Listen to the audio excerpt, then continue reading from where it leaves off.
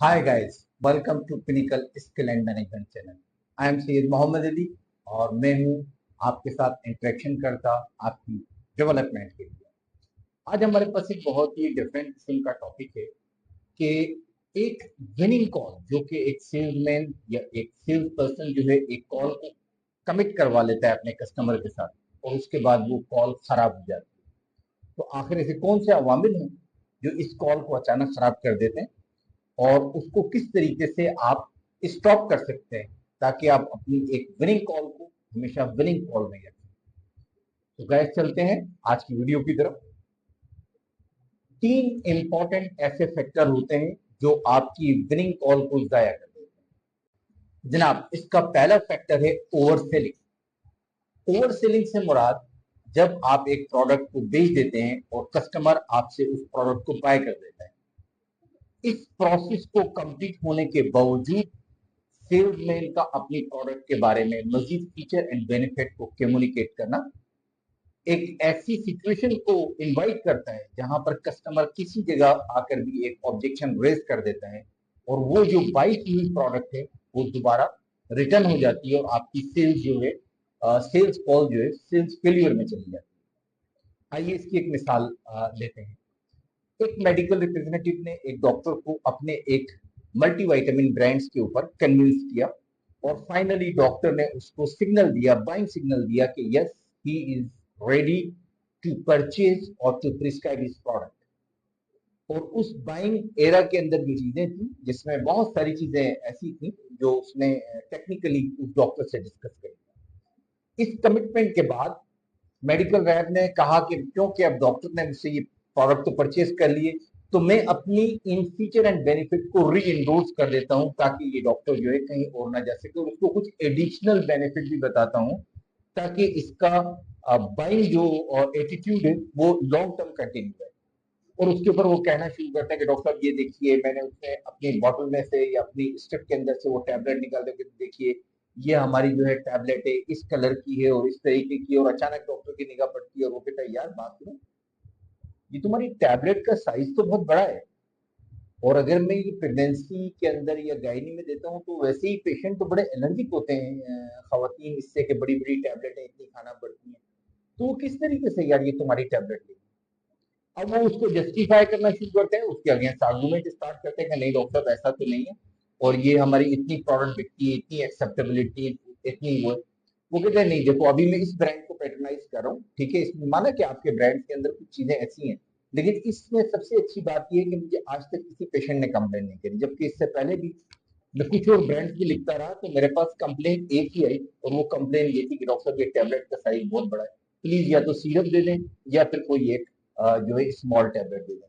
तो my patient is more comfortable, तुम ऐसा करो यार इसको बताओ अपनी कंपनी को तो इसका साइज थोड़ा सा छोटा करें तो इंशाल्लाह हम बिजनेस करेंगे इसके अंदर, तुम जब इसको थोड़ा सा बेहतर फॉर्म में ले आओगे and you lose the customer.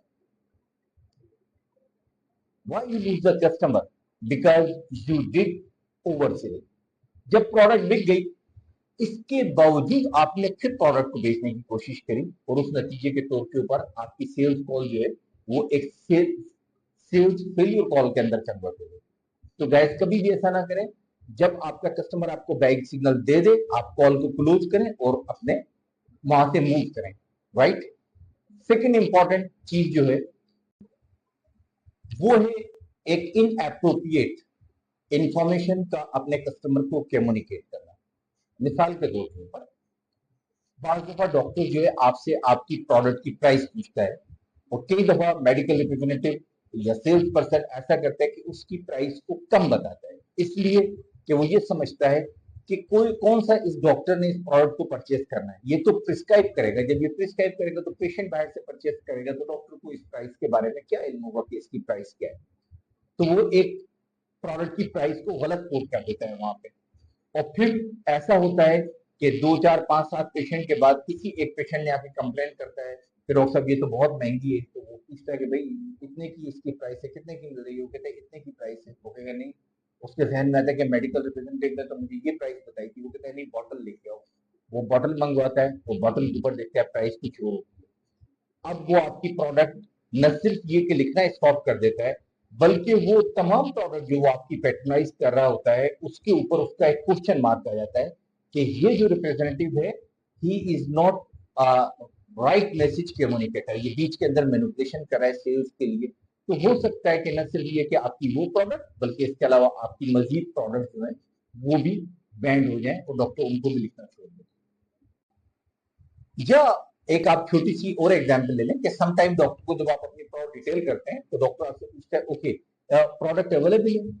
तो आप बड़े कॉन्फिडेंटली कहते हैं कि जी सर अवेलेबल है, हालांकि आप जानते हैं कि प्रोडक्ट अवेलेबल नहीं है। और आपके जाने के बाद वो एक प्रिस्क्रिप्शन देता है और वो प्रिस्क्रिप्शन जब मेडिकल स्टोर पे जाती है और उस पेशेंट को प्रोडक्ट नहीं मिलती तो सम टाइम तो पेशेंट डॉक्टर के पास आ जाता है, सम टाइम वही पेशेंट आगे मूव कर जाता है और आगे मूव करने के बाद 2 3 4 स्पॉट के ऊपर देखते हैं जब आपकी प्रोडक्ट नहीं मिलती तो परेशान होते या तो डॉक्टर को कॉल करता है या डॉक्टर को फिजिकली अप्रोच करता है। दोनों कंडीशन के अंदर पेशेंट के रेस्पॉन्सेज जो है वो बहुत इंडिफरेंट होते हैं, समटाइम वो हार्श होता है, समटाइम वो कंप्लेनिंग होता है, समटाइम जो है वो बहुत सीरियस एटीट्यूड में डॉक्टर से बात करते हैं कि उसने उसको इतना क्यों परेशान किया, ऐसी ब्रांड क्यों लिख कर दीजिए जो नहीं मिल रही। और डॉक्टर के लिए जस्टिफाई करना डिफिकल्ट हो जाता है और उसको ये महसूस होता है कि शायद उसका कस्टमर आपके इस इन अप्रोप्रिएट इंफॉर्मेशन की वजह से उसके पास से लूज हो सकता है। तो इस वजह से वो आपकी प्रोडक्ट को लिखना कम कर देता है या लिखना बंद कर देता है या आपके ऊपर अपने ट्रस्ट के लेवल जो है वो शेक हो जाते हैं उसके। तो ये दूसरा एक इंपॉर्टेंट एरा है जहां पर जिसको आप वेटेज नहीं देते, लेकिन ये वो एरा है कि जिसकी वजह से एक इनकम्प्लीट जो है इंफॉर्मेशन की वजह से जो है आप अपने कस्टमर को लूज कर देते हैं। अच्छा, इसके अलावा सम टाइम जो है आप कस्टमर के साथ सर्विसेज के कॉन्टेक्स्ट में कुछ कमिटमेंट कर लेते हैं, क्योंकि मेडिकल रिप्रेजेंटेटिव का आना जाना वहाँ लगा रहता है। सम टाइम कस्टमर आपसे कोई प्रोडक्ट मांगता है, अपनी फैमिली के यूज़ के लिए मांगता है या किसी पेशेंट्स के लिए इमरजेंसी में कोई प्रोडक्ट मांगता है और आप उससे अननोइंगली कमिटमेंट कर लेते हैं कि मैं ओके डॉक्टर साहब मैं आपको शाम तक पहुँचा दूँगा या मैं आपको कल पहुँचा दूँगा, विदाउट नोइंग योर प्लान कि आपका क्या प्लान है, कल आपने कहाँ जाना है या शाम को आपकी एंगेजमेंट क्या है। आप उसको एक टेम्परेरी मोटिवेशन के लिए एक फॉल्स कमिटमेंट करते हैं कि मैं आपको शाम में पहुँचाऊँ। या सम टाइम वो आपसे सोशल कुछ ऐसी गैदरिंग के लिए आपसे कोई कमिटमेंट मांगता है और आप उससे उसका काम करने का कमिटमेंट कर लेते हैं। इस तरीके के कमिटमेंट जो आपके अपने कस्टमर के साथ, चाहे वो उसकी सोशल लाइफ से रिलेटेड हो या उसकी फैमिली से रिलेटेड हो या आपका उससे बिजनेस रिलेटेड हो, कोई भी ऐसा कमिटमेंट करते हुए आप सोचते नहीं है कि इसके आफ्टर इफेक्ट्स क्या होंगे और ये क्या कंप्लीट होगा विद इन ड्यू टाइम या नहीं होगा। इसका नतीजा ये आता है कि जब आप उसको टाइम पे चीज़ें नहीं पहुंचाते और एक्सक्यूज देना शुरू करते हैं तो सम टाइम कस्टमर इतना सीरियस होता है, ये इतने सीरियस एटमॉस्फेयर में होता है, ये इतने सीरियस मूड में होता है, ये इतनी सीरियस सिचुएशन में होता है कि वो आपको एक अनएक्सपेक्टेड रिप्लाई करता है। वो एनोइंग रिस्पॉन्स भी होता है और वो डिसकंटिन्यूटी ऑफ द बिजनेस भी होता है। तो गाइस हम सेल्स के लोग हैं, हमें बहुत ज़्यादा जो है चीज़ों के बारे में मोहतात रहना चाहिए और इन चीज़ों को हमें ह्यूमन पर्सपेक्टिव और इसके रेस्पॉन्सेस के अंदर देखना चाहिए। जब भी हम कोई काम करें तो उसका रेस्पॉन्स जरूर सोचें कि इसके पोस्ट क्या पॉसिबल रेस्पॉन्सेस हो सकते हैं। तो गाइस आप इन तमाम चीज़ों को अवॉइड करके अपनी विनिंग सेल्स वाल को विनिंग सेल्स कॉल के अंदर ही रख सकते हैं और इस तरीके से आप अपने करियर में ग्रो कर सकते हैं, आप अपनी फील्ड में एक्सेल कर सकते हैं। लेकिन इन चीज़ों को अगर आपने किसी को एडॉप्ट किया हुआ है तो फौरन छोड़ दीजिए और वापस आइए एक पॉजिटिव चीज़ों की तरफ, ताकि आप भी ग्रो कर सकें अपने बिजनेस के साथ साथ अपने करियर में।